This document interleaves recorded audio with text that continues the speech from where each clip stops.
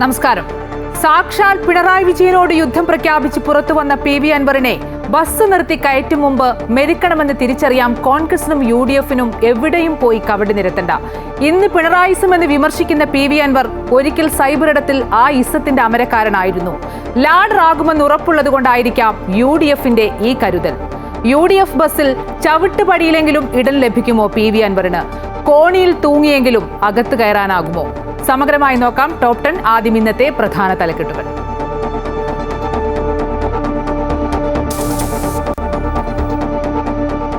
UDF-ന്റെ ഘടകകക്ഷിയാക്കണമെന്ന നിലപാട് കടുപ്പിച്ച് PV അൻവർ. മറിച്ചായാൽ നിലമ്പൂരിൽ മത്സരിക്കുമെന്ന് തൃണമൂൽ. ഭീഷണിക്ക് വഴങ്ങേണ്ടതില്ലെന്നും വിട്ടുവീഴ്ച ചെയ്യില്ലെന്നും UDF.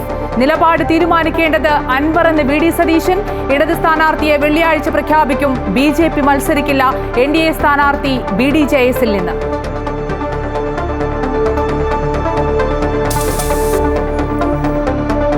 സംസ്ഥാനത്ത് 5 ദിവസം കനത്ത മഴ തുടരും. കണ്ണൂർ, കോഴിക്കോട്, വയനാട് ജില്ലകളിൽ റെഡ് അലർട്ട്. കോഴിക്കോട്, വയനാട് ജില്ലകളിലെ വിദ്യാഭ്യാസ സ്ഥാപനങ്ങൾക്ക് നാളെ അവധി. 9 നദികളിൽ പ്രളയ സാധ്യതാ മുന്നറിയിപ്പ്. മഴക്കെടുതിയിൽ 2 മരണം. വ്യാപക കൃഷിനാശം.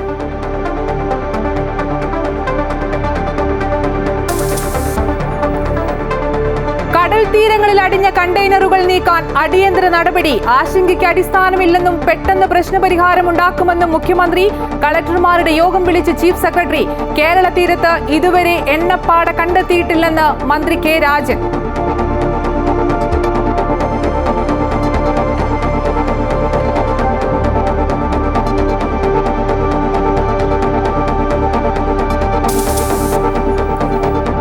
കരയ്ക്കടിയുന്ന കണ്ടെയ്നറുകൾ മൂലം ദുരിതത്തിലായി കൊല്ലത്തെ മത്സ്യത്തൊഴിലാളികൾ. കണ്ടെയ്നറുകളും അതിലുള്ള വസ്തുക്കളും മത്സ്യബന്ധനത്തിന് തടസ്സമാകുന്നു. Top 10 special.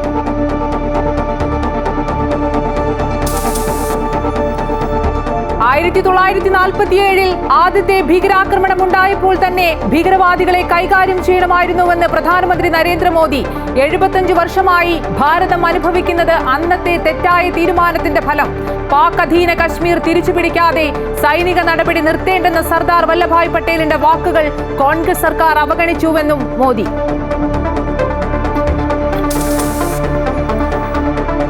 അഞ്ചാം തലമുറ യുദ്ധവിമാനങ്ങളുടെ നിർമ്മാണത്തിന് നിർണായക ചുവടുവെപ്പുമായി ഇന്ത്യ. പൊതു സ്വകാര്യ പങ്കാളിത്തത്തോടെ നിർമ്മിച്ച മോഡലിന് അംഗീകാരം നൽകി പ്രതിരോധ മന്ത്രാലയം. യുദ്ധവിമാന നിർമ്മാണ രംഗത്ത് സ്വയം പര്യാപ്തതയിലേക്കുള്ള സുപ്രധാന നീക്കമെന്ന് പ്രതിരോധ മന്ത്രി. കർഷകരിൽ നിന്നുള്ള പച്ചക്കറി സംഭരണം നിർത്തി ഹോർട്ടികോർ. സെക്രട്ടേറിയറ്റ് നടയിൽ പച്ചക്കറികൾ വലിച്ചെറിഞ്ഞ് കർഷകരുടെ പ്രതിഷേധം. 1 മാസമായി ഹോർട്ടികോർ പച്ചക്കറി വാങ്ങുന്നില്ലെന്ന് പരാതി.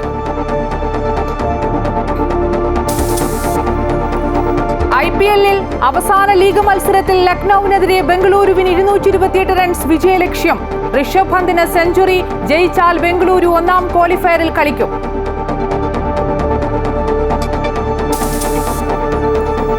കേരളത്തിൽ മാസപ്പിറ കണ്ടില്ല. ബലിപെരുന്നാൾ ജൂൺ 7-ന്. ദുൽഹജ്ജ് മറ്റന്നാൾ. ഗൾഫ് രാജ്യങ്ങളിൽ ബലിപെരുന്നാൾ 6-ന്.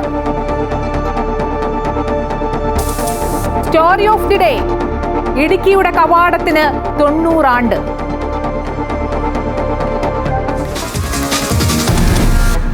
PV അൻവറിന്റെ സമ്മർദ്ദ തന്ത്രം പാളി. അൻവറിന്റെ ഭീഷണിക്ക് വഴങ്ങേണ്ടതില്ലെന്നും വിട്ടുവീഴ്ച ചെയ്യേണ്ടതില്ലെന്നും UDF തീരുമാനമെടുത്തു. UDF-മായി സഹകരിക്കണോ എന്ന കാര്യം ഇനി അൻവറാണ് തീരുമാനിക്കേണ്ടതെന്ന് ചർച്ചകൾക്ക് ശേഷം VD സതീശൻ വ്യക്തമാക്കി.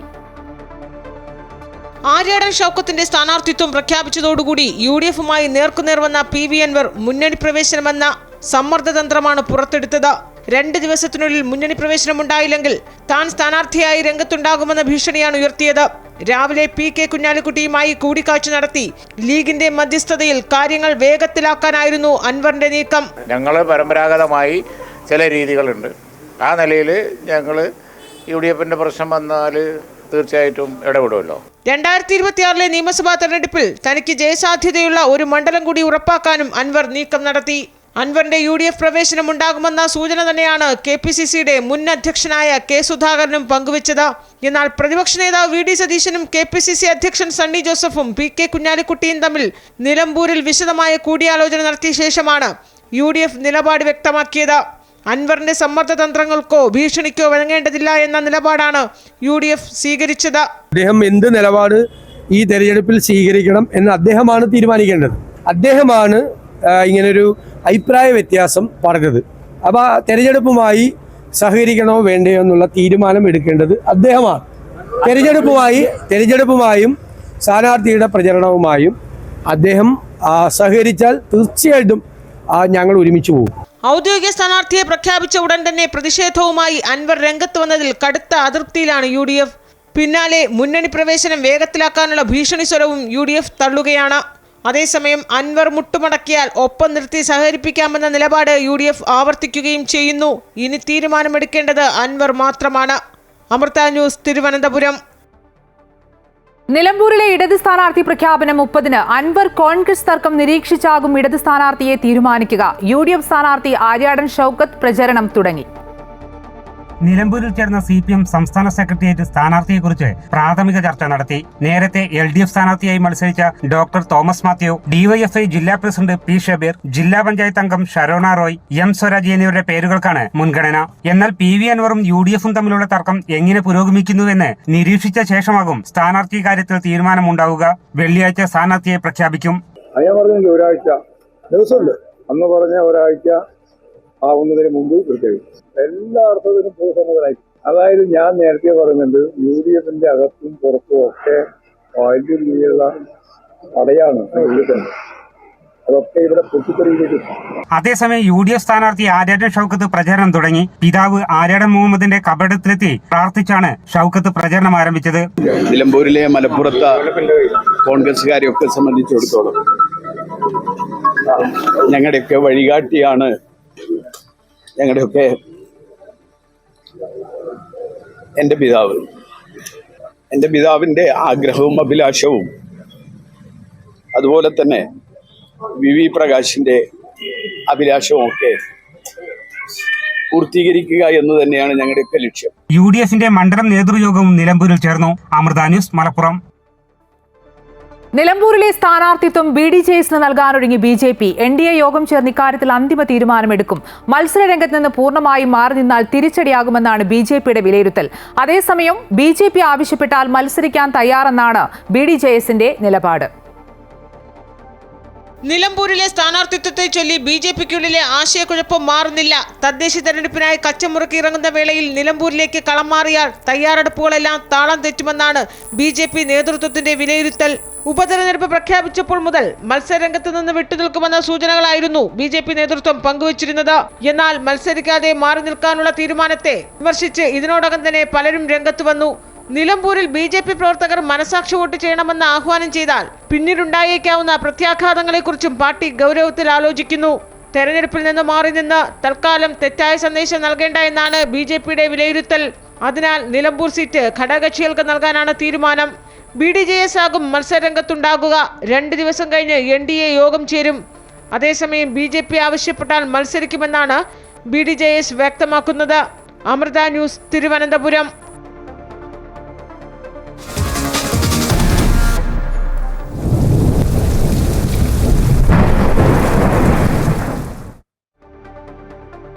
കേരളത്തിൽ അടുത്ത 5 ദിവസം മഴ ശക്തമാകുമെന്ന് കാലാവസ്ഥാ വകുപ്പിന്റെ മുന്നറിയിപ്പ്. നാളെ കോഴിക്കോടും വയനാടും റെഡ് അലർട്ടാണ്. 9 ജില്ലകളിൽ ഓറഞ്ച് അലർട്ടും പ്രഖ്യാപിച്ചിട്ടുണ്ട്. കോഴിക്കോട്, വയനാട്, ഇടുക്കി ജില്ലകളിലെ വിദ്യാഭ്യാസ സ്ഥാപനങ്ങൾക്ക് നാളെ ജില്ലാ കളക്ടർ അവധി പ്രഖ്യാപിച്ചു. മെയ് 31 വരെ സംസ്ഥാനത്ത് അതിശക്തമായ മഴ തുടരുമെന്നാണ് കാലാവസ്ഥാ വകുപ്പ് മുന്നറിയിപ്പ് നൽകിയിരിക്കുന്നത്. നാളെ കോഴിക്കോട്, വയനാട് ജില്ലകളിലാണ് റെഡ് അലർട്ട്. 9 ജില്ലകളിൽ ഓറഞ്ച് അലർട്ടും പ്രഖ്യാപിച്ചിട്ടുണ്ട്. പത്തനംതിട്ട, കോട്ടയം, എറണാകുളം, ഇടുക്കി, തൃശൂർ, പാലക്കാട്, മലപ്പുറം, കണ്ണൂർ, കാസർഗോഡ് എന്നീ ജില്ലകളിലാണ് നാളെ ഓറഞ്ച് അലർട്ട് പ്രഖ്യാപിച്ചിട്ടുള്ളത്. ഉരുൾപൊട്ടൽ, മണ്ണിടിച്ചിൽ സാധ്യതയുള്ള പ്രദേശങ്ങളിൽ താമസിക്കുന്നവർ അപകട സാധ്യത മുന്നിൽ കണ്ട് മാറി താമസിക്കണമെന്നും കാലാവസ്ഥാ വകുപ്പ് മുന്നറിയിപ്പ് നൽകി. കേരള, കർണാടക, ലക്ഷദ്വീപ് തീരങ്ങളിൽ മത്സ്യബന്ധനത്തിന് പോകരുതെന്ന് മത്സ്യത്തൊഴിലാളികൾക്ക് നിർദ്ദേശം നൽകിയിട്ടുണ്ട്. കേരള തീരത്ത് ഉയർന്ന തിരമാലയ്ക്കും കടലാക്രമണത്തിനും സാധ്യതയുള്ളതായി സമുദ്രസ്ഥിതി പഠന ഗവേഷണ കേന്ദ്രം അറിയിച്ചു. ശക്തമായ കാറ്റിന് സാധ്യതയുള്ളതിനാൽ പൊതുജനങ്ങൾ ജാഗ്രത പാലിക്കണമെന്നും കാലാവസ്ഥാ വകുപ്പ് അറിയിച്ചിട്ടുണ്ട്. റെഡ് അലർട്ട് പ്രഖ്യാപിച്ച സാഹചര്യത്തിൽ കോഴിക്കോട്, വയനാട് ജില്ലകളിലെ വിദ്യാഭ്യാസ സ്ഥാപനങ്ങൾക്ക് ജില്ലാ കളക്ടർമാർ നാളെ അവധി പ്രഖ്യാപിച്ചു. അമൃത ന്യൂസ്, തിരുവനന്തപുരം. ശക്തമായ മഴയിൽ തെക്കൻ കേരളത്തിലും വ്യാപക നാശനഷ്ടം. അച്ചൻകോവിൽ, മണിമല, പമ്പാ നദികളിൽ ജലനിരപ്പ് ഉയർന്നു. ശക്തമായ കാറ്റിലും മഴയിലും പലയിടത്തും മരങ്ങൾ കടപുഴകി വീണു.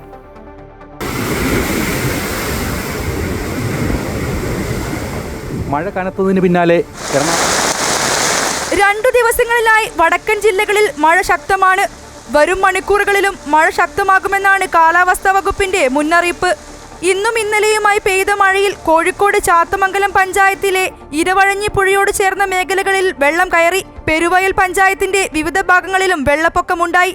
ചാലിയാറിൽ ജലനിരപ്പ് ക്രമാതീതമായി ഉയർന്നു. കനത്ത മഴയെ തുടർന്ന് ഊർക്കടവിൽ റെഗുലേറ്ററിന്റെ ഷട്ടറുകൾ പൂർണ്ണമായും ഉയർത്തി. ഇതിനിടെ കോഴിക്കോട് അരീക്കോട് റെയിൽവേ ട്രാക്കിലേക്ക് വീണ്ടും മരം കടപുഴകി വീണ് ഗതാഗതം മണിക്കൂറുകളോളം തടസ്സപ്പെട്ടു. കഴിഞ്ഞ ദിവസം രാത്രി മരം വീണതിന് സമീപത്ത് തന്നെയാണ് ഇന്നും മരം വീണത്. വടകരയിൽ കടലാക്രമണത്തെ തുടർന്ന് വടകര തീരദേശ പോലീസ് സ്റ്റേഷന്റെ വടക്കുഭാഗം മുതൽ കൂരിയാടി വരെ 50-ലേറെ വീടുകളിൽ വെള്ളം കയറി. 2 മണിക്കൂറോളം സമയം ശക്തമായ തിരമാല ആഞ്ഞടിച്ചു.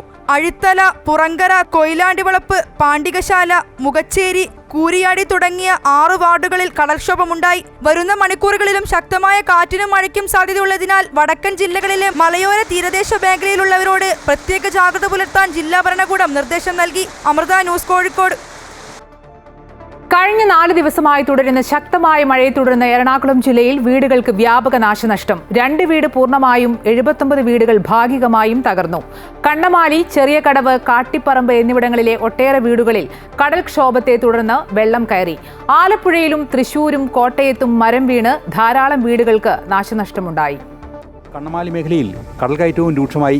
പുത്തൻതോട് കടപ്പുറം മുതൽ വടക്കോട്ടുള്ള പ്രദേശങ്ങളായ കണ്ണമാലി, ചെറിയകടവ്, കാട്ടിപ്പറമ്പ് എന്നിവിടങ്ങളിലെ ഒട്ടേറെ വീടുകളിൽ വെള്ളം കയറി. വെള്ളപ്പനാട് ജോബിയുടെ വീട് കടൽക്കയറ്റത്തിന്റെ ആഘാതത്തിൽ തകർന്നു. പുത്തൻതോട് ഭാഗം മുതൽ വടക്കോട്ടുള്ള പല ഭാഗത്തും വർഷങ്ങളായി കടൽഭിത്തി തകർന്നു കിടക്കുകയാണ്. കനത്ത കാറ്റിലും മഴയിലും കാലടി പഞ്ചായത്ത് 14-ാം വാർഡിൽ ഒരു വീട് പൂർണ്ണമായും തകർന്നു. പള്ളത്ത് വീട്ടിൽ ബിജുവിന്റെ വീടാണ് തകർന്നത്. നല്ല കാറ്റായിരുന്നു. 10 മണിയായി. ഞങ്ങൾ ചോറുണ്ടില്ല. ആ കാറ്റും മഴയും വന്നപ്പോൾ ഞങ്ങൾ ഇറങ്ങി ഓടിയിട്ട് വീണ്ടും കുറേ കഴിഞ്ഞ് 2-3 മണിക്കൂറോളം കഴിഞ്ഞ് ഞങ്ങൾ കയറി വന്നു. പിന്നെ അന്നേരം കിടക്കാനും ഒന്നും പറ്റിയില്ല. ആലപ്പുഴ കാവാലം പഞ്ചായത്തിൽ കാവാലം കൃഷിഭവൻ പരിധിയിലുള്ള 1004 ഏക്കർ വിസ്തൃതിയുള്ള പാടശേഖരം മാണിക്യമംഗലം കായൽമട വീണ് നശിച്ചു. ആലപ്പുഴ കഞ്ഞിക്കുഴിയിലെ കാർഷിക മേഖലയിൽ മഴ മൂലം വലിയ നാശനഷ്ടം ഉണ്ടായിട്ടുണ്ട്. കഞ്ഞിക്കുഴി സ്വദേശി മോഹന്റെ വിളവെത്താറായ 500-നടുത്ത് വാഴക്കുലകളാണ് കാറ്റിലും മഴയിലും ഒടിഞ്ഞു വീണത്. കോട്ടയം കുമരകം അറുപറ ഭാഗത്തും രാമപുരം കൂത്താട്ടുകുളം മേഖലയിലും റോഡിൽ മരം വീണ് ഗതാഗതം തടസ്സപ്പെട്ടു. അതിശക്തമായ മഴയ്ക്ക് സാധ്യതയുള്ളതിനാൽ മെയ് 30 വരെ കോട്ടയം ജില്ലയിൽ കേന്ദ്ര കാലാവസ്ഥാ വകുപ്പ് ഓറഞ്ച് അലർട്ട് പ്രഖ്യാപിച്ചിട്ടുണ്ട്. ഇനിയൊരു അറിയിപ്പുണ്ടാകുന്നതുവരെ കോട്ടയം ജില്ലയിൽ എല്ലാവിധ ഖനന പ്രവർത്തനങ്ങളും നിരോധിച്ച് ജില്ലാ കളക്ടർ ഉത്തരവായി. കാറ്റിലും മഴയിലും തൃശൂർ വടക്കാഞ്ചേരി മേഖലയിൽ വ്യാപക നാശനഷ്ടം. എങ്കക്കാട് മരം വീണ് വീടിന്റെ മേൽക്കൂര പൂർണ്ണമായും തകർന്നു. പയറ്റുശാലയിൽ സേതുമാധവന്റെ വീടിന് മുകളിലേക്കാണ് പുളിമരം കടപുഴകി വീണത്. ഇടുക്കി ജില്ലയിൽ കഴിഞ്ഞ ദിവസങ്ങളിൽ പെയ്ത കനത്ത മഴയിൽ ആകെ 25 വീടുകൾ തകർന്നു. ഉടുമ്പൻചോല, ദേവികുളം, തൊടുപുഴ താലൂക്കുകളിലാണ് കൂടുതൽ നാശനഷ്ടം. ദേശീയപാത 85-ൽ കരടിപ്പാറയ്ക്ക് സമീപം മണ്ണിടിച്ചിലുണ്ടായതിനാൽ റോഡ് ഗതാഗതം ഇനിയൊരു ഉത്തരവുണ്ടാകുന്നതുവരെ നിരോധിച്ചിട്ടുണ്ട്. ഗ്യാപ് റോഡിൽ രാത്രി യാത്രാ നിരോധനം മെയ് 30 വരെയുണ്ട്. വിവിധ ബ്യൂറോകൾക്കൊപ്പം അമൃത ന്യൂസ്, കൊച്ചി.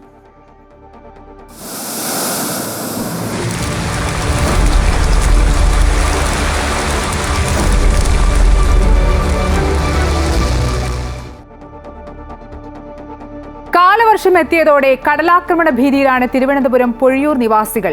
വർഷങ്ങളായി തുടരുന്ന അവസ്ഥയ്ക്ക് ഇപ്പോഴും മാറ്റമൊന്നുമില്ല. എത്രയൊക്കെ പരാതി നൽകിയിട്ടും യാതൊരു പരിഹാരവുമില്ലെന്ന ആക്ഷേപവുമുണ്ട്. വർഷങ്ങളേറെയായി പൊഴിയൂർ നിവാസികൾ കടലിനോട് പോരാടാൻ തുടങ്ങിയിട്ട്.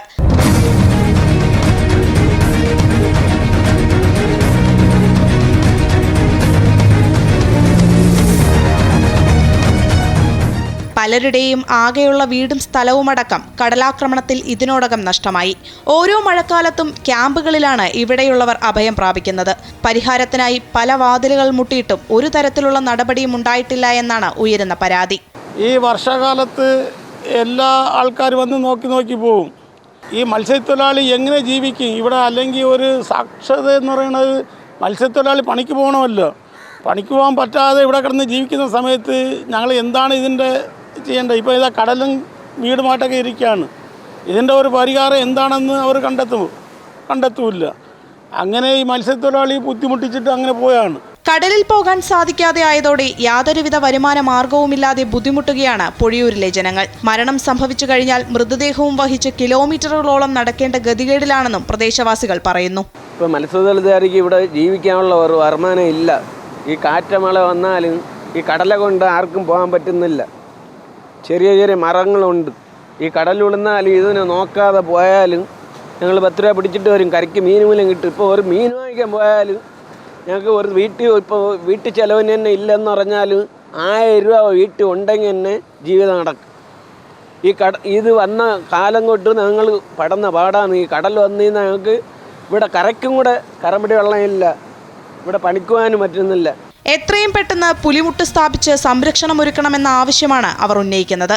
അധ്വാനിച്ച് സ്വരുക്കൂട്ടിയത് ഓരോന്നും കടലെടുക്കുന്നത് നിസ്സഹായരായി നോക്കി നിൽക്കേണ്ട അവസ്ഥയിലാണ് ഇവിടെ ജീവിക്കുന്നവർ. പൊഴിയൂർ നിവാസികൾക്കും ജീവിക്കണം. ക്യാമറാമാൻ വിഷ്ണുവിനൊപ്പം ആതിര, അമൃത ന്യൂസ്, തിരുവനന്തപുരം.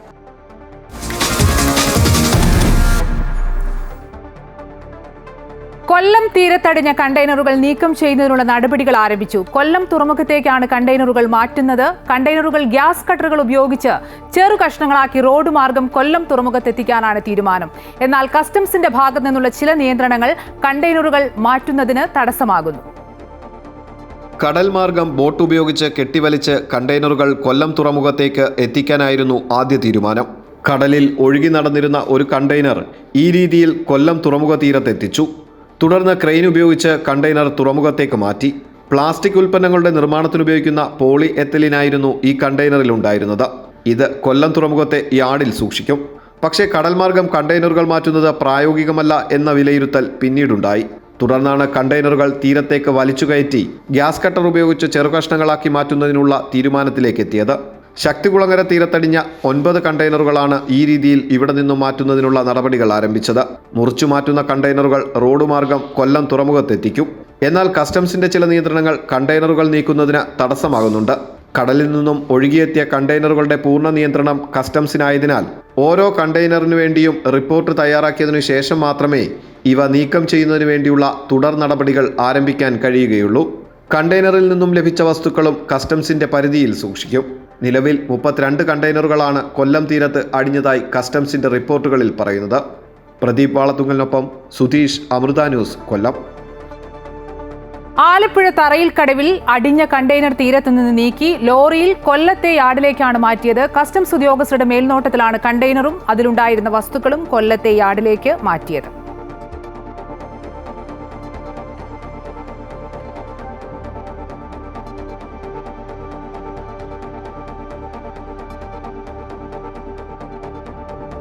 തിരുവനന്തപുരം ജില്ലയിലെ തീരപ്രദേശങ്ങളിലും സിവിൽ ഡിഫൻസിന്റെ സേവനം ഉപയോഗപ്പെടുത്തി പ്ലാസ്റ്റിക് നീക്കം ചെയ്യാൻ മുഖ്യമന്ത്രി ചീഫ് സെക്രട്ടറിക്ക് നിർദ്ദേശം നൽകി. ഇതിന്റെ അടിസ്ഥാനത്തിൽ ചീഫ് സെക്രട്ടറി തിരുവനന്തപുരം, കൊല്ലം, ആലപ്പുഴ ജില്ലാ കളക്ടർമാരുടെ അടിയന്തര യോഗം വിളിച്ചു. വളരെ പെട്ടെന്ന് തന്നെ പ്രശ്നപരിഹാരമുണ്ടാക്കാൻ മുഖ്യമന്ത്രി നിർദ്ദേശം നൽകി. ആശങ്കയ്ക്ക് അടിസ്ഥാനമില്ലെന്നും മാലിന്യം നീക്കി പൂർവ്വസ്ഥിതിയിലേക്ക് എത്താൻ പെട്ടെന്ന് സാധിക്കുമെന്നും മുഖ്യമന്ത്രി അറിയിച്ചു. അറബിക്കടലിൽ മുങ്ങിയ ചരക്ക് കപ്പലിലെ 33 കണ്ടെയ്നറുകൾ ഇതുവരെ തീരത്തടിഞ്ഞെന്ന് മന്ത്രി കെ രാജൻ. 29 എണ്ണം കൊല്ലത്താണ്. കണ്ടെയ്നറുകൾ കണ്ടെത്തിയാൽ 200 മീറ്ററെങ്കിലും അകലം പാലിക്കണമെന്നും തീരദേശ മേഖലയിൽ പ്രത്യേക ജാഗ്രത വേണമെന്നും മന്ത്രി പറഞ്ഞു. കേരള തീരത്ത് ഇതുവരെ എണ്ണ കണ്ടെത്തിയിട്ടില്ലെന്നും അദ്ദേഹം വ്യക്തമാക്കി. 29 എണ്ണവും കൊല്ലത്തിൻ്റെ തീരത്താണ് കണ്ടത്. 2 എണ്ണം തിരുവനന്തപുരത്ത് ഇപ്പോൾ ഉൾപ്പെടെ കണ്ടെത്തിയിട്ടുണ്ട്. 2 എണ്ണം ആലപ്പുഴയിലും. ഇങ്ങനെ 33 കണ്ടെയ്നറുകളാണ് പിന്നെ തീരത്ത് ഇതിനകം കണ്ടിട്ടുള്ളത്. കണ്ടെയ്നറുകൾ തീരത്തടിഞ്ഞതിൽ ആശങ്കപ്പെട്ട പോലെ അപകടകരമായ സാഹചര്യമില്ലെന്ന് മന്ത്രി കെ എൻ ബാലഗോപാൽ. മത്സ്യത്തൊഴിലാളികൾക്കും ആശങ്കപ്പെടേണ്ട സാഹചര്യമില്ല എന്നാണ് മനസ്സിലാക്കുന്നത്. പ്രശ്നമുണ്ടെങ്കിൽ മത്സ്യങ്ങൾ ചത്തുപൊങ്ങേണ്ടതാണ്. കണ്ടെയ്നറുകൾ പൂർണ്ണമായും മാറ്റാൻ 5 ദിവസം എടുക്കുമെന്നും മന്ത്രി കൊല്ലത്ത് പറഞ്ഞു.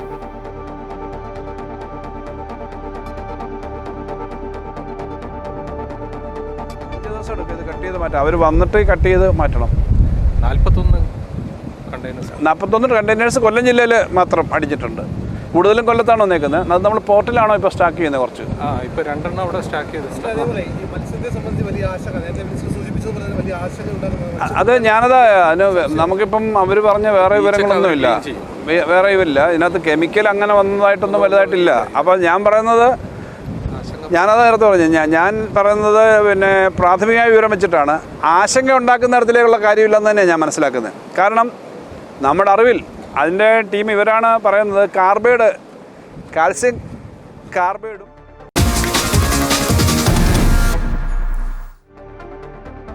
തീരത്തടിയുന്ന കണ്ടെയ്നറുകൾ മൂലം ദുരിതത്തിലായിരിക്കുകയാണ് കൊല്ലത്തെ മത്സ്യത്തൊഴിലാളികൾ. കണ്ടെയ്നറും ഇതിൽ നിന്ന് പുറത്തു വരുന്ന വസ്തുക്കളുമാണ് മത്സ്യബന്ധനത്തിന് തടസ്സമാകുന്നത്.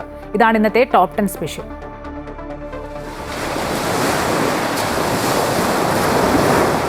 കണ്ടെയ്നറുകൾ തീരത്തടിഞ്ഞതു മുതൽ കൊല്ലം തീരത്ത് മത്സ്യബന്ധനത്തിന് നിയന്ത്രണമുണ്ടായിരുന്നു.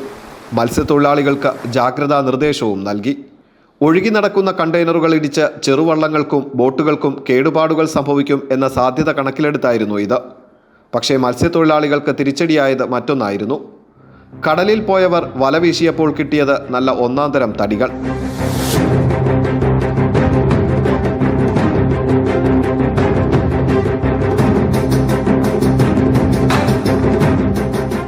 തകർന്ന കണ്ടെയ്നറിൽ നിന്നാണ് തടികൾ കടലിൽ ഒഴുകി നടന്നത്.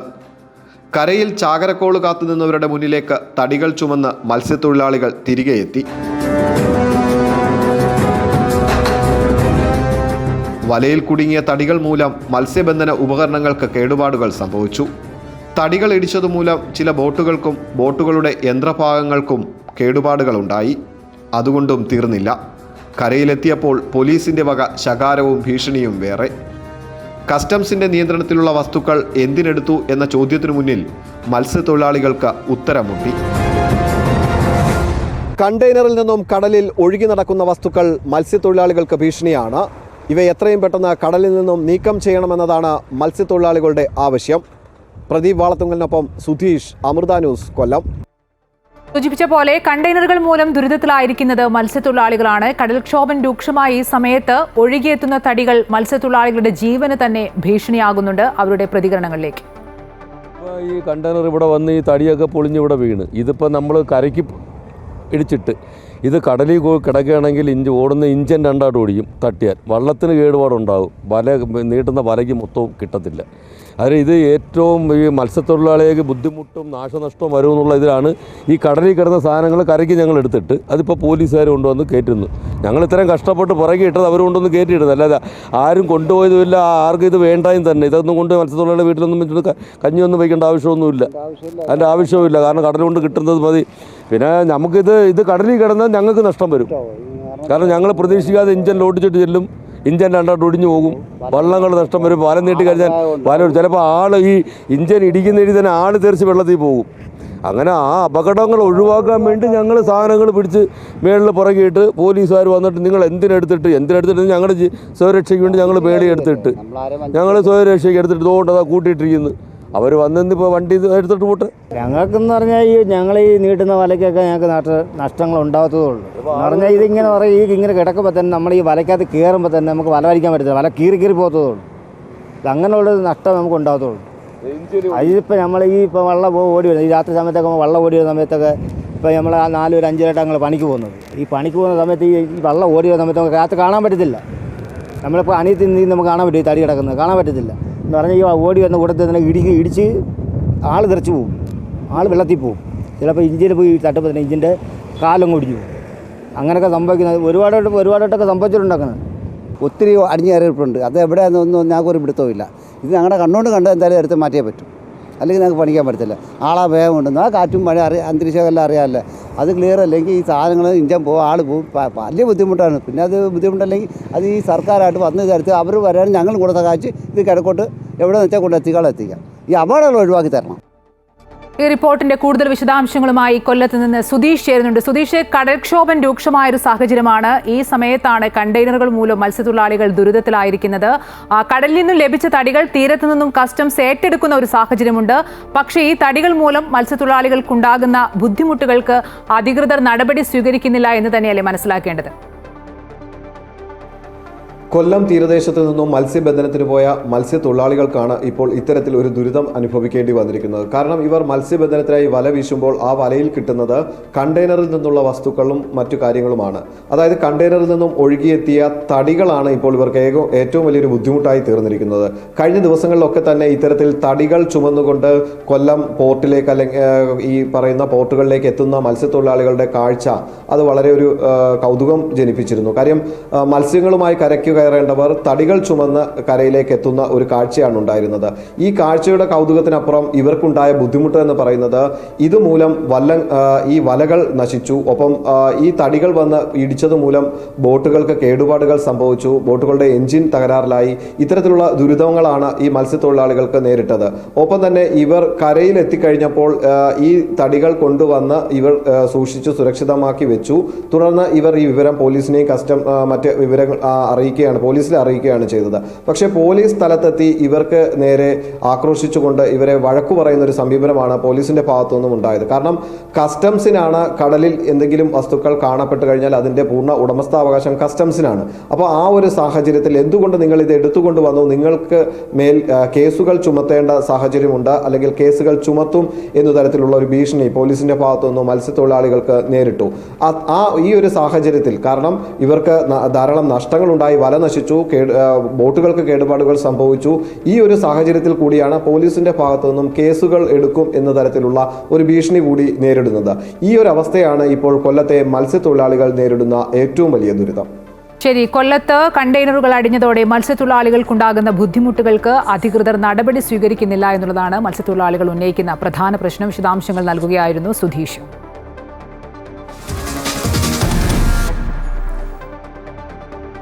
1947 തന്നെ നെഹ്റു സർക്കാർ ഭീകരവാദത്തെ അടിച്ചമർത്താൻ ശ്രമിക്കണമായിരുന്നുവെന്ന് പ്രധാനമന്ത്രി നരേന്ദ്രമോദി. അന്നത്തെ കോൺഗ്രസ് സർക്കാർ സർദാർ വല്ലഭായ് പട്ടേലിന്റെ ഉപദേശത്തെ അവഗണിച്ചുവെന്നും മോദി. ഗുജറാത്തിലെ പ്രധാനമന്ത്രിയുടെ റോഡ് ഷോയിൽ 10,000-കണക്കിന് പേരാണ് പങ്കെടുത്തത്. ജവഹർലാൽ നെഹ്റുവിന്റെ ചരമവാർഷിക ദിനത്തിലായിരുന്നു പ്രധാനമന്ത്രി നരേന്ദ്രമോദിയുടെ വിമർശനം. ഇന്ത്യ വിഭജനത്തിനു ശേഷം 1947 തന്നെ ആദ്യത്തെ ഭീകരാക്രമണമുണ്ടായി. എന്നാൽ ആ സമയത്ത് അതിനെ വേണ്ട വിധത്തിൽ കൈകാര്യം ചെയ്തില്ല. അന്നത്തെ ആക്രമണമാണ് മറ്റൊരു രൂപത്തിൽ പതിറ്റാണ്ടുകളായി ഇന്ത്യക്ക് ഉപദ്രവമായി മാറിക്കൊണ്ടിരിക്കുന്നതെന്നും പ്രധാനമന്ത്രി പറഞ്ഞു.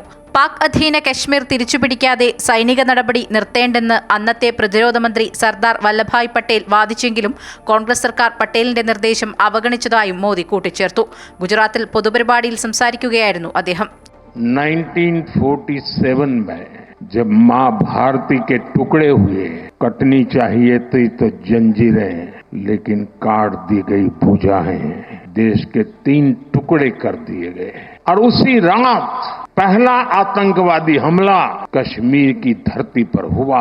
माँ भारती का एक हिस्सा आतंकवादियों के बलबूते पर, मुजाहिदों के नाम पर पाकिस्तान ने हड़प ले लिया। अगर उसी दिन इन मुजाहिदों को मौत के घाट उतार दिया गया होता, और सरदार पटेल की इच्छा थी कि पीओके वापस नहीं आता है, तब तक सेना रुकनी नहीं चाहिए. പാകിസ്ഥാൻ വർഷങ്ങളായി നിഴൽ യുദ്ധം നടത്തുന്നത് നേരിട്ടുള്ള യുദ്ധത്തിൽ വിജയിക്കില്ലെന്ന് ബോധ്യമുള്ളതുകൊണ്ടാണ്. ഓപ്പറേഷൻ സിന്ദൂറിൽ ഇന്ത്യയുടെ തിരിച്ചടികളെല്ലാം ക്യാമറയിൽ പതിഞ്ഞതിനാൽ ആരും തെളിവ് ചോദിക്കില്ലെന്നും മോദി വ്യക്തമാക്കി. ഇന്ത്യക്ക് സമാധാനമാണ് വേണ്ടത്, പ്രകോപിപ്പിച്ചാൽ മിണ്ടാതിരിക്കില്ലെന്നും മോദി മുന്നറിയിപ്പ് നൽകി. ഗുജറാത്തിലെ ഗാന്ധിനഗറിലെ റോഡ് ഷോയിൽ 10,000-കണക്കിന് ആളുകളാണ് മോദിയെ കാണാൻ അണിനിരന്നത്. പുഷ്പവൃഷ്ടി നടത്തിയാണ് പ്രധാനമന്ത്രിയെ വരവേറ്റത്. മുഖ്യമന്ത്രി ഭൂപേന്ദ്ര പട്ടേൽ അടക്കമുള്ള നേതാക്കൾ റോഡ് ഷോയിൽ പങ്കെടുത്തു. ഗുജറാത്ത് നഗരവളർച്ചയുടെ 20ാം വാർഷികാഘോഷ പരിപാടിയിലും മോദി പങ്കെടുത്തു. ഒട്ടേറെ വികസന പദ്ധതികൾക്കും മോദി തുടക്കം കുറിച്ചു. News desk, Amrita TV. Operation സിന്ദൂറുമായി ബന്ധപ്പെട്ട സാഹചര്യങ്ങൾ അവതരിപ്പിക്കുന്നതിന്റെ ഭാഗമായി കുവൈറ്റിലെത്തിയ ഇന്ത്യൻ പ്രതിനിധി സംഘം കുവൈറ്റ് ഉപപ്രധാനമന്ത്രിയും ക്യാബിനറ്റ് കാര്യ സഹമന്ത്രിയുമായ ഷരീദ അൽ മുഷാർജിയുമായി ചർച്ച നടത്തി. BJP MP ബൈജയന്ത് പാണ്ഡെ നയിക്കുന്ന സംഘത്തിൽ 2 വനിതകൾ ഉൾപ്പെടെ 8 അംഗങ്ങളാണുള്ളത്. അതിർത്തി കടന്നുള്ള ഭീകരതയെ ചെറുക്കുന്നതിന് ഇന്ത്യ സ്വീകരിച്ച നടപടികളെക്കുറിച്ച് പ്രതിനിധി സംഘം വിശദീകരിച്ചു. കുവൈറ്റിലെ ഇന്ത്യൻ മാധ്യമ പ്രവർത്തകരുമായി സംഘം കൂടിക്കാഴ്ച നടത്തി. കൂടാതെ ഇന്ത്യൻ സംഘടനാ നേതാക്കളുമായും ബിസിനസ് ലീഡേഴ്സുമായും ഇവർ കൂടിക്കാഴ്ച നടത്തിയിരുന്നു. As India has become more economically capable, we don't have any problem with the people of Pakistan. The general people, the businessmen, the academicians, they all want peace. സംഘത്തിൽ ലോകസഭാ എംപിയും ആശയവിനിമയ വിവര സാങ്കേതിക സമിതിയുടെ ചെയർമാനുമായ നിഷികാന്ത് ദുബൈ, നാഗാലാൻഡിൽ നിന്ന് രാജ്യസഭയിലേക്ക് തിരഞ്ഞെടുക്കപ്പെട്ട ആദ്യ വനിതാ എം പി എസ് ഫങ്നോൺ കൊന്യാക്, ദേശീയ വനിതാ കമ്മീഷൻ മുൻ ചെയർപേഴ്സണും എം പിയുമായ രേഖ ശർമ്മ, ലോകസഭാ എം പിയും അഖിലേന്ത്യാ മജ്ലിസ് ഇത്തഹോദിൽ മുസ്ലിമീൻ പ്രസിഡന്റുമായ അസദുദ്ദീൻ ഒവൈസി, ചണ്ഡീഗഡ് സർവകലാശാലയുടെ സ്ഥാപക ചാൻസലറും രാജ്യസഭാ എം പിയുമായ സത്നാം സിംഗ് സന്ധു, ജമ്മുകാശ്മീർ മുൻ മുഖ്യമന്ത്രി ഗുലാം നബി ആസാദ്, മുൻ വിദേശകാര്യ സെക്രട്ടറിയും അമേരിക്ക, ബംഗ്ലാദേശ്, തായ്ലൻഡ് എന്നിവിടങ്ങളിലെ മുൻ അംബാസിഡറുമായ ഹർഷവർദ്ധൻ ശങ്ക്ല എന്നിവരോടൊപ്പം ഇന്ത്യൻ സ്ഥാനപതി ഡോക്ടർ ആദർശ സോക്കിയും പങ്കെടുത്തു. Anil K Nambiar, Amrita news, Kuwait. Pakistan പിന്തുണയോടെ അതിർത്തി കടന്നുള്ള ഭീകരവാദ പ്രവർത്തനങ്ങൾ ലോകരാജ്യത്തോട് വിശദീകരിക്കാനുള്ള ദൗത്യത്തിന്റെ ഭാഗമായി ഖത്തറിലെത്തിയ ഇന്ത്യൻ പ്രതിനിധി സംഘത്തിന്റെ സന്ദർശനം പൂർത്തിയായി. പാർലമെന്റ് അംഗം സുപ്രിയ സുലെയുടെ നേതൃത്വത്തിൽ 9 പേരടങ്ങുന്ന സംഘമാണ് ഖത്തറിലെത്തിയത്. മുൻ വിദേശകാര്യ സഹമന്ത്രി വി മുരളീധരനും സംഘത്തിൽ ഉണ്ടായിരുന്നു. 5ാം തലമുറ യുദ്ധവിമാന വികസന മുന്നേറ്റത്തിനൊരുങ്ങി രാജ്യം. യുദ്ധവിമാനത്തിന്റെ പ്രോട്ടോടൈപ്പ് വികസനത്തിന് പ്രതിരോധ മന്ത്രി രാജ്നാഥ് സിംഗ് അനുമതി നൽകി. പ്രതിരോധ മന്ത്രാലയമാണ് ഇക്കാര്യം അറിയിച്ചത്. 5ാം തലമുറ യുദ്ധവിമാനം വികസിക്കുന്നതോടെ ഇന്ത്യയുടെ പ്രതിരോധശേഷി വർദ്ധിപ്പിക്കുന്നതിൽ അത് നിർണായക ചുവടുവയ്പാകും. അഡ്വാൻസ് മീഡിയം കോമ്പാക്ട് എയർക്രാഫ്റ്റ് അഥവാ AMCA പ്രോജക്റ്റിൽ ഒരു 5ാം തലമുറ യുദ്ധവിമാനത്തിനാണ് അംഗീകാരം ലഭിച്ചത്. ഇതിനാവശ്യമായ റഡാർ, സ്റ്റെൽത്ത് സാങ്കേതികവിദ്യ, ഡിസൈൻ എന്നിവയും ഇന്ത്യ പൂർത്തിയാക്കി. രാജ്യത്തെ സ്വകാര്യ പ്രതിരോധ കമ്പനികളെ സഹകരിപ്പിച്ചായിരിക്കും പദ്ധതി പൂർത്തിയാക്കുക. യുദ്ധവിമാനത്തിന്റെ എഞ്ചിൻ വികസനവും പുരോഗമിക്കുന്നുണ്ട്. പദ്ധതി നടപ്പിലാക്കാൻ എയ്റോനോട്ടിക്സ് ഡെവലപ്മെന്റ് ഏജൻസിയുടെ പങ്കും നിർണായകമാണ്. ശത്രുരാജ്യത്തിന്റെ റഡാറുകളിൽ പെടാതെ ദൗത്യം നിർവഹിച്ച് മടങ്ങാനാകുമെന്നതാണ് 5ാം തലമുറ യുദ്ധവിമാനങ്ങളുടെ പ്രത്യേകത. ഈ വിമാനങ്ങളെ മിസൈലുകൾക്ക് തിരിച്ചറിഞ്ഞ് തകർക്കാനുമാകില്ല എന്ന പ്രത്യേകതയുമുണ്ട്. പദ്ധതിയുടെ പരീക്ഷണ പറക്കൽ വിജയകരമായി നടത്തിയാൽ 5ാം തലമുറ വിമാനം സ്വന്തമായി നിർമ്മിക്കാൻ ശേഷിയുള്ള ചുരുക്കം ചില രാജ്യങ്ങളുടെ പട്ടികയിൽ ഇന്ത്യയും ഇടം നേടും. കഴിഞ്ഞ വർഷം യുദ്ധവിമാന പദ്ധതിക്ക് പ്രധാനമന്ത്രി നരേന്ദ്രമോദി അംഗീകാരം നൽകിയിരുന്നു. 15,000 കോടിയാണ് പദ്ധതിയുടെ ചെലവ്. ഇരട്ട എഞ്ചിൻ മൾട്ടി റോൾ യുദ്ധവിമാനമായാണ് AMCA വിഭാവനം ചെയ്യുന്നത്. ആയുധങ്ങൾ വഹിക്കാനുള്ള ഇന്റേണൽ വെപ്പൺ ബേ, അത്യാധുനിക ഏവിയോണിക്സ് എന്നീ സവിശേഷതകൾ AMCAയ്ക്കുണ്ടാകും. News desk, Amrita TV.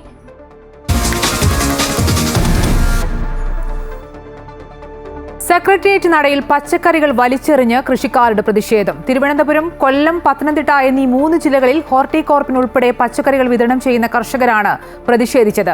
April 2 മുതൽ ഹോർട്ടികോർപ്പ് കർഷകരിൽ നിന്ന് പച്ചക്കറികൾ വാങ്ങുന്നില്ല എന്നാണ് പരാതി. സർക്കാർ അനുകൂല നടപടി സ്വീകരിച്ചില്ലെങ്കിൽ സെക്രട്ടേറിയറ്റ് നടയിൽ അനിശ്ചിതകാല സമരം നടത്താനാണ് കർഷകരുടെ തീരുമാനം. 2011 കോടികൾ ചെലവിട്ട് കർഷകരുടെ ക്ഷേമത്തിനായി നിർമ്മിച്ച നെടുമങ്ങാട് അന്താരാഷ്ട്ര മാർക്കറ്റിൽ ഇപ്പോൾ സ്ഥിതി ദയനീയമാണ്. വർഷങ്ങളായി കാട്ടാക്കട, നെടുമങ്ങാട്, വാമനപുരം തുടങ്ങിയ ഗ്രാമീണ മേഖലകളിലെ കർഷകർ അവരുടെ ഉൽപ്പന്നങ്ങൾ ഇവിടെയാണ് നൽകുന്നത്. ഹോർട്ടികോർപ്പ് ഉൾപ്പെടെയുള്ള വിപണന കേന്ദ്രങ്ങളിൽ ഇവിടെ നിന്നാണ് പച്ചക്കറികൾ വിതരണം ചെയ്യുന്നത്.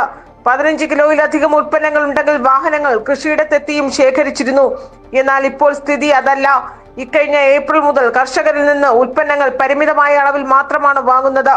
ഹോർട്ടികോർപ്പിന് മാർക്കറ്റില്ല എന്ന കാരണം പറഞ്ഞാണ് കർഷകരുടെ ഉൽപ്പന്നങ്ങൾ മടക്കി അയക്കുന്നത്. അതേസമയം കൃഷി വകുപ്പിലെ ഉന്നത ഉദ്യോഗസ്ഥരും ഹോർട്ടികോർപ്പ് അധികൃതരും ചേർന്ന് കർഷകരെ വഞ്ചിക്കുന്നു എന്നാണ് ആരോപണം. കൃഷിമന്ത്രിയെ നേരിൽ കണ്ട് പരാതി അറിയിച്ചിട്ടും വേൾഡ് മാർക്കറ്റിന് മുന്നിൽ സമരം നടത്തിയിട്ടും തീരുമാനമുണ്ടായില്ല. ഇതേ തുടർന്നാണ് സെക്രട്ടേറിയറ്റ് നടയിൽ പച്ചക്കറികൾ വലിച്ചെറിഞ്ഞ് പ്രതിഷേധിച്ചത്. കാർഷിക ഉൽപ്പന്നങ്ങൾ ഹോർട്ടികോർപ്പാണ് 50% മാർക്കറ്റിൽ നിന്ന് ശേഖരിക്കുന്നത്. മറ്റ് പ്രൈവറ്റ് ആൾക്കാർ എടുത്തു പോയതിനു ശേഷം ബാക്കി വരുന്ന മുഴുവൻ ഉൽപ്പന്നങ്ങളും ഹോർട്ടികോർപ്പ് ശേഖരിക്കണം എന്നുള്ള ഒരു നിയമത്തിന്റെ അടിസ്ഥാനത്തിലാണ് ഈ മാർക്കറ്റ് പ്രവർത്തിക്കുന്നത്. എന്നാൽ ഈ ഏപ്രിൽ മാസം 2-ാം തീയതി മുതൽ യാതൊരു മുന്നറിയിപ്പുമില്ലാതെ ഒരു അപ്രഖ്യാപിത നിയന്ത്രണം ഏർപ്പെടുത്തി. ഇപ്പൊ ഈ മാർക്കറ്റ് പ്രവർത്തിക്കുന്നത് കാപ്പോ എന്ന് പറയുന്ന ഒരു പ്രൈവറ്റ് കമ്പനിയുടെ കീഴിലാണ്. അപ്പൊ ഇതിൽ കുറേയധികം ദുരൂഹതയുണ്ടെന്നും ആ ആശങ്കകൾ, കർഷകരുടെ ആശങ്കകൾ പരിഹരിക്കണമെന്നും കാണിച്ച് നമ്മൾ മന്ത്രിക്ക് പരാതി കൊടുത്തിട്ടുണ്ട്. പക്ഷേ ഇന്ന് വരെ ഒരു തീരുമാനം ഉണ്ടായിട്ടില്ല. ഈവൻ ഒരു മീറ്റിംഗ് അവർ നടത്തിയെങ്കിലും അതിന്റെ മിനിറ്റ്സ് പോലും പുറത്തുവിടാൻ സർക്കാർ ഇതുവരെ തയ്യാറായിട്ടില്ല. 29-ന് കൃഷിമന്ത്രിയുടെ വസതിയിലേക്ക് പ്രതിഷേധ ധർണ നടത്തും. അനുകൂല നടപടി ഉണ്ടായില്ലെങ്കിൽ സെക്രട്ടേറിയറ്റ് നടയിൽ അനിശ്ചിതകാല സമരവുമായി മുന്നോട്ടു പോകാനാണ് കർഷകരുടെ തീരുമാനം. അമൃത ന്യൂസ്, തിരുവനന്തപുരം. കേരളത്തിൽ ബലിപെരുന്നാൾ ജൂൺ 7 ശനിയാഴ്ചയാണ്. ചൊവ്വാഴ്ച മാസപ്പിറ ദൃശ്യമാകാത്തതിനാൽ ദുൽഹജ് 1 വ്യാഴാഴ്ചയായിരിക്കും. അറഫ നോമ്പ് ജൂൺ 6-നായിരിക്കുമെന്നും ബലിപെരുന്നാൾ ജൂൺ 7-നായിരിക്കുമെന്നും Samastha president Jifri Muthukoya Thangal, Panakkad Sadiq Ali Shihab Thangal, professor Alikutty Musliyar, Kanthapuram A P Abubakar Musliyar എന്നിവർ അറിയിച്ചു. ഗൾഫ് രാജ്യങ്ങളിൽ ബലിപെരുന്നാൾ ജൂൺ 6 വെള്ളിയാഴ്ചയാണ്. സൗദിയിലെ സുദൈറിൽ മാസപ്പിറവി ദൃശ്യമായതിനെ തുടർന്ന് അറഫ ദിനം ജൂൺ 5 വ്യാഴാഴ്ചയും ബലിപെരുന്നാൾ ജൂൺ 6 വെള്ളിയാഴ്ചയുമായിരിക്കുമെന്ന് സൗദി റോയൽ കോർട്ട് അറിയിച്ചു. ഒമാനിലും മാസപ്പിറവി ദൃശ്യമായി. ഹജ്ജിന്റെ പ്രധാന ചടങ്ങായ അറഫ സംഗമം ജൂൺ 5-നാണ്. ശക്തമായ കാറ്റും മഴയ്ക്കുമൊപ്പം കാട്ടാന ഭീതിയിലുമാണ് ഇടുക്കി ചുന്നക്കനാൽ സിംഗുകണ്ടത്തെ നാട്ടുകാർ. കഴിഞ്ഞ കുറച്ചു ദിവസങ്ങളായി അക്രമകാരിയായ ചക്കക്കൊമ്പൻ ജനവാസ മേഖലയിൽ തമ്പടിച്ച് നാശം വിതയ്ക്കുകയാണ്. കഴിഞ്ഞ ദിവസം രാത്രിയിലെത്തിയ കാട്ടാന സിംഗുകണ്ടത്ത് വീടിടിച്ചു നിരത്തി. ശക്തമായ കാറ്റും മഴയുമാണ് ഇടുക്കി ചിന്നക്കനാൽ സിംഗുകണ്ടം മേഖലയിൽ. ഇതിനോടൊപ്പമാണ് കാട്ടാനകളും നാട്ടിൽ നാശം വിതയ്ക്കുന്നത്. ആക്രമണകാരിയായ ചക്കക്കൊമ്പൻ ജനവാസ മേഖലയിൽ നിന്ന് കാട് കയറാൻ തയ്യാറായിട്ടില്ല. BL രാവിലെ റേഷൻ കട ചക്കക്കൊമ്പൻ തകർത്തിരുന്നു. കഴിഞ്ഞ രാത്രിയിലെത്തിയ ഒറ്റയാൻ സിംഗുകണ്ടത്ത് അമൃത സുരേഷ് എന്ന തോട്ടം തൊഴിലാളിയുടെ വീട് ഇടിച്ചു തകർത്തു. കുട്ടികളുമായി അമൃത തമിഴ്നാട്ടിൽ പോയിരുന്നതിനാൽ ദുരന്തം ഒഴിവായി. ഇത് 2ാം തവണയാണ് ചക്കക്കൊമ്പൻ ഇവരുടെ വീട് തകർക്കുന്നത്. ഇപ്പോൾ കഴിഞ്ഞ പ്രാവശ്യം ഒരു 3-4 മാസത്തേക്ക് മുമ്പിൽ വന്നിട്ട് യാണ തട്ടി ഈ വീട്. അന്നേരവും ഗവൺമെൻറ്റുമായിട്ടോ ഇതുമായിട്ടോ എനിക്ക് ഒരു സപ്പോർട്ട് എനിക്ക് കിട്ടിയില്ല. ഇപ്പോൾ 2ാമത്തെ ഇന്നലെ ഞാൻ നാട്ടിന് എനിക്ക് 2 പിള്ളേരുള്ളതാണ് മക്കൾ. ഒരാൾ 5ലും ഒരാൾ 1ാം ക്ലാസ്സിൽ ഈ വർഷം ചേർക്കണം. എനിക്ക് 2 പിള്ളേരുണ്ട്. ഇപ്പോൾ ഈ മഴയും കാറ്റത്ത് കറണ്ടില്ല എനിക്ക് ഈ വീട്ടിലേക്ക്. കറണ്ടും ഇല്ലാത്ത അങ്ങനത്തെ സംവിധാനവും എനിക്കില്ല. വീടില്ല. എനിക്കിപ്പോൾ യാണ വന്നിട്ട് ഇപ്പോൾ തട്ടി. ഇപ്പോൾ ഞാൻ 2 പിള്ളേരുമായിട്ട് ഇതിനകത്ത് കിടക്കുവാണെങ്കിൽ ഇപ്പം ഞങ്ങൾ ഇന്നലെ ഞങ്ങളെ കൂട്ടിമുറിച്ച് മൊത്തത്തിൽ കളഞ്ഞനെങ്കിൽ. ഏതാനും മാസം മുമ്പ് ചക്കക്കൊമ്പൻ ഇതേ വീട് തകർത്തതിന് ശേഷം കടം വാങ്ങിയും മറ്റുമാണ് 2 മുറികളുള്ള പുതിയ വീട് നിർമ്മിച്ചത്. ഇതും തകർത്തതോടെ കൊച്ചുകുട്ടികളുമായി ഇനി എവിടേക്ക് പോകുമെന്ന ആശങ്കയിലാണ് ഈ കുടുംബം. മഴക്കാലം ശക്തമായ സാഹചര്യത്തിൽ പ്രദേശത്തെ തോട്ടങ്ങളിലും കാട്ടാനകൾ കൂട്ടമായി തമ്പടിക്കുന്നുണ്ട്. MC Boban, Amrita news, Idukki. തൃശൂർ പാർലിക്കാട് പത്താംകല്ലിൽ തെരുവുനായ ആക്രമണം. 2 വയസ്സുകാരനുൾപ്പെടെ 7 പേർക്ക് പരിക്കേറ്റു. ഇന്ന് രാവിലെ 9 മണിക്കും 11 മണിക്കും ഇടയിലാണ് നായ്ക്കളുടെ ആക്രമണം നടന്നത്. വീട്ടുമുറ്റത്ത് ഓടിയെത്തി വയോധികർ ഉൾപ്പെടെയുള്ളവരെ നായ കടിച്ചു. തൊഴിലുറപ്പ് തൊഴിലാളികൾ ഉൾപ്പെടെയുള്ള കാൽനട യാത്രികരെയും ആക്രമിച്ചു.